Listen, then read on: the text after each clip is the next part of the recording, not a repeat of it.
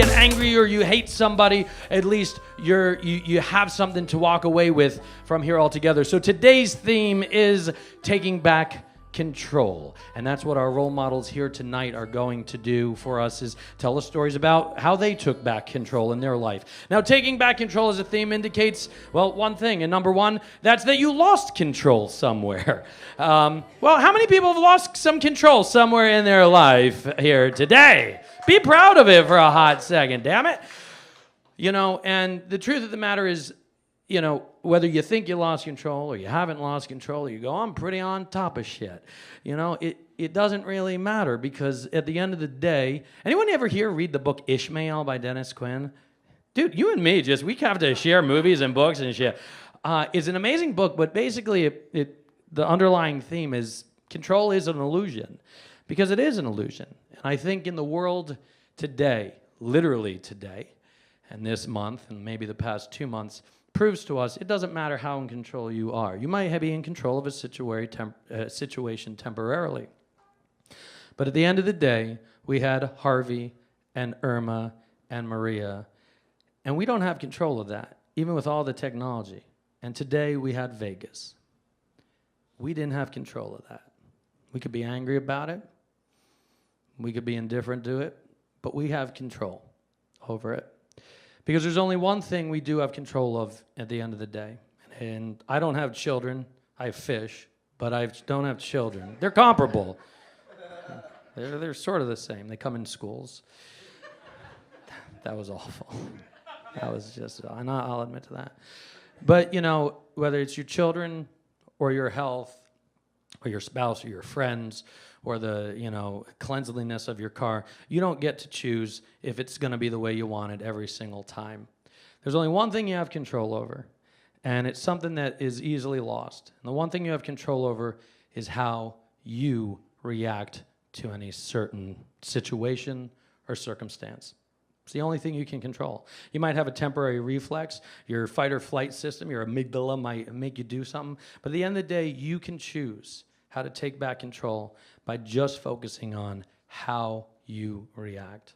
So the next time you're in a situation or under a circumstance where you're feeling out of control, you might be out of control of the circumstance, but you can take control of how you react. And that will change anything. It's like watching James Bond. That man could have everything happen to him, right? But he remains in control. Viktor Frankl, you probably read the book.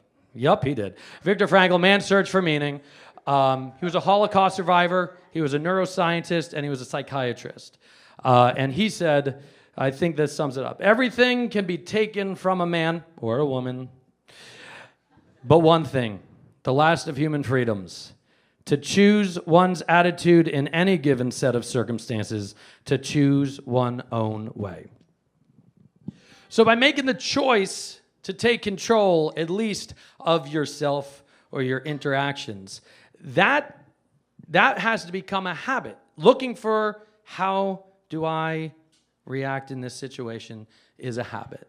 So what you do, you have to try it again and again and again. And there's some people in your life that might be a trigger. And so you have to go, okay, I'm going to react differently this time.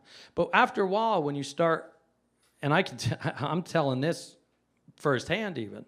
But after a while, when you decide to take that control back into your hands and you say, you're not going to upset me this time. Or if they do, you say, you know what, I'm going to take a step back. You get that choice. And so by choosing to take that control, you might say, but it's so hard. I have to work at that. It's much easier to be angry, right? But if that's the lens you want to see the world in and that's the way you want to view it, then that's what you're going to see. And when you want to stay angry and you choose to stay angry, what are you going to see in the world? You're going to see the anger in the world and you're going to see the pain in the world possibly. So it does take work. I know it's easy to say, oh, let's do it like this. You know, next time I'm going to be I'm out of control. I'm going to take control. So you might want control of your health. You might want to lose weight. You might be control of that you want to date someone or don't want to date someone anymore or be in a relationship with somebody anymore, right? And so you might constantly be looking for a new partner. You might be constantly looking to lose the weight, or you might be constantly looking for something and it's not happening. And every year at New Year's, you reset the the clock resets and you go, this is going to be the year I do X, Y, and Z. And there's only one way you're going to be able to. And I wouldn't be able to stand here today if I didn't just experience myself.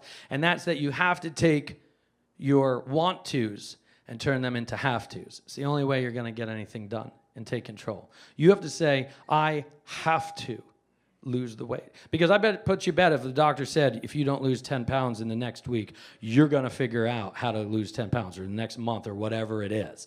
So you have to take your want tos and turn them into have tos. And the reason I can say personally up here while I'm standing on the stage that has to come is 3 months ago, I just didn't know what to do anymore. I have all these projects, right? I've got the legacy show. I've got these other things my whole team knows. And I was desperate to make them all happen, and they weren't happening. I said, the only way I can make it all happen is if I create more energy for myself. So I said, this is a have to. I have to create more energy for myself.